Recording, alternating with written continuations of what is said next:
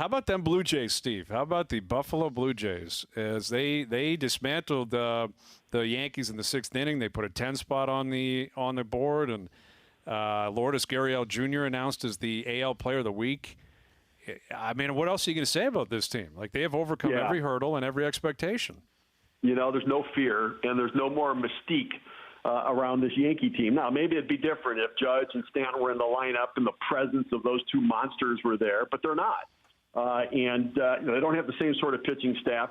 I just think there's this young team of young guns, young studs for the Jays who are the sons of big leaguers that are kind of like, I mean, you guys are good. Our dads are Hall of Famers, so it's like, it's fine. I mean, it's cool. You guys are big leaguers and you've been stars for a long time, but there's no overwhelming feeling there for this team. And to think that they're undermanned without Bichette, without Teoscar Hernandez, and still going out there and putting up a 10 spot in the inning and putting up runs and just don't seem to care about who they're playing. It's a great story. Charlie Montoyo's done a nice job. I mean, look, we can always nitpick every manager, but a lot of being a manager, it's less about the X's and O's, and it's more about the environment that you create for your players. And with what they've gone through and the environment they've created, and the whining of the Yankees for the lighting, and the pitcher couldn't get the signs from the catcher. That doesn't just happen in Buffalo. There's other places.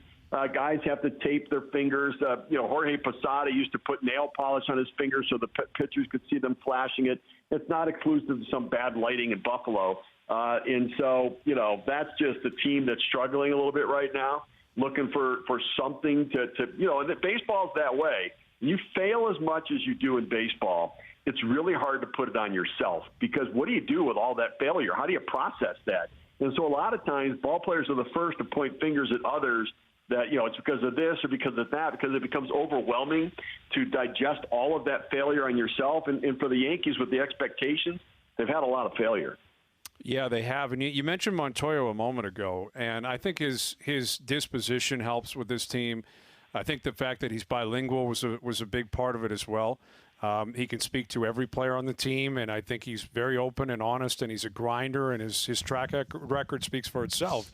But he's also, I think, a creature of this new environment in Major League Baseball, where clearly the front office is having a say in what's going on in the day-to-day operation. There have been countless examples where you're like, that just seems weird.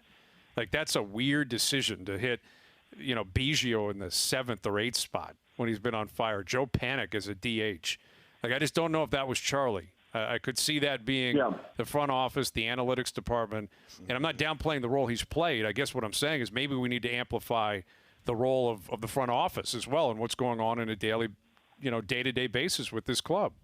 Oh, I don't see any question. The analytics have changed everything, and a lot for the good. I mean, I look at Baraki, I look at Romano before he got hurt, and the analytics of what they've done with their delivery, what they've done with their pitch usage, what they've done with their sequencing of pitches.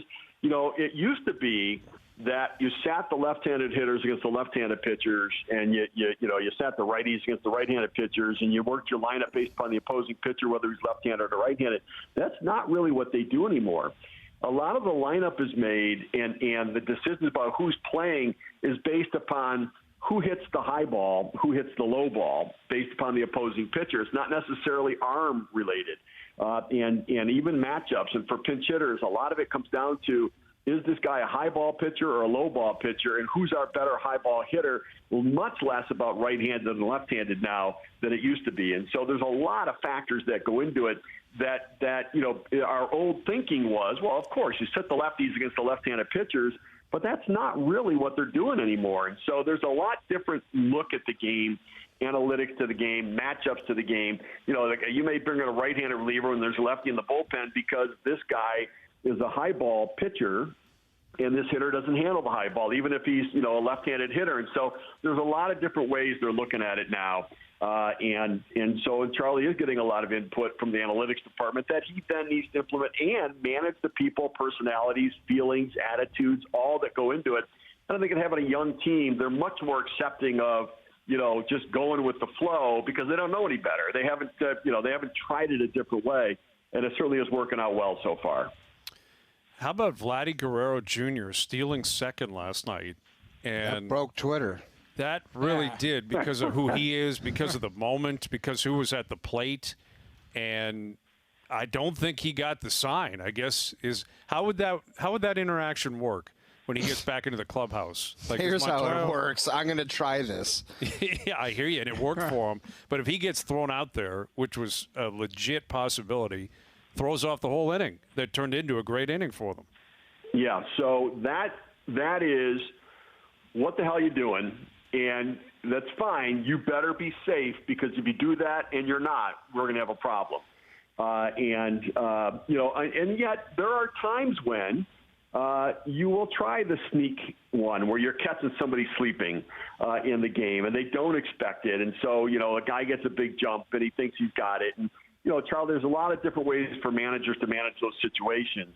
But if a guy ends up going on his own and he's out, then it's a mistake. And we've seen a little bit, we've seen a lot actually, of this team with their base running being overzealous, where they're trying to do too much. And they're doing it with well intentions to try to help the team, but they've got to be more aware of time and space and their instincts about how their speed versus where the ball is. We saw Vladdy run himself into an out at Fenway. We saw VR run himself into 2 or 3 outs, just trying to do too much on the new team, trying to make an impression. And guys have to just settle in. And look, young guys make these mistakes. They make them on their own. You don't learn when somebody else makes that mistake. You only learn when you make the mistake. And so they're going through that process right now. So, I think that good thing for Vladdy, he was safe. But I don't know how many more stolen bases are going to be part of the old game plan this year. No, I don't see it happening. With Steve Phillips, our Jays and MLB analyst, Jays Yankees tonight down in Buffalo. So Ryu, he got hit pretty hard. I guess he gave them enough innings. We talked about it a lot yesterday. Montoyo was pretty open and honest. It's like our bullpen is on fumes, and we need our next 2 starters to go deep.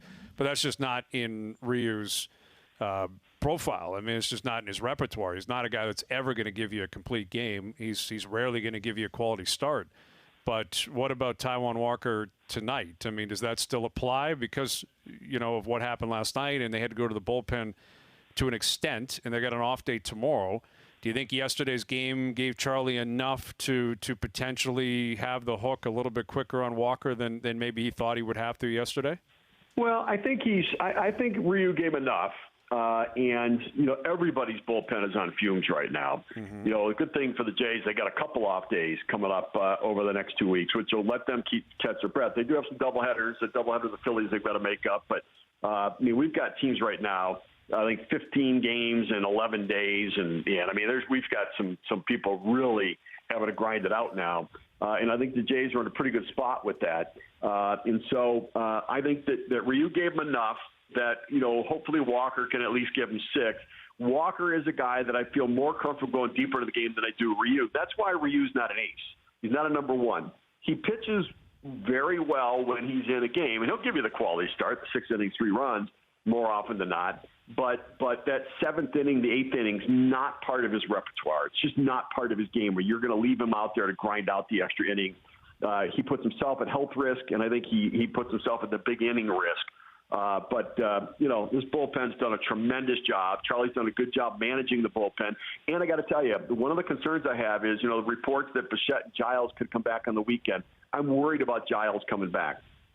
And once your team gets into a rhythm and guys understand sort of this is how we're playing it out, if he comes back in and he's not perfect in that 9th, then I think it disrupts everything. The bullpen's a living, breathing organism. The head's the closer. When the closer's stabilized, everybody else falls in line. When the closer comes in and he's a little off kilter, which Giles can be sometimes, it throws everything else off kilter. So it's definitely something we're going to have to watch moving forward, is to when Giles does come back, his performance and how it impacts the rest of the bullpen.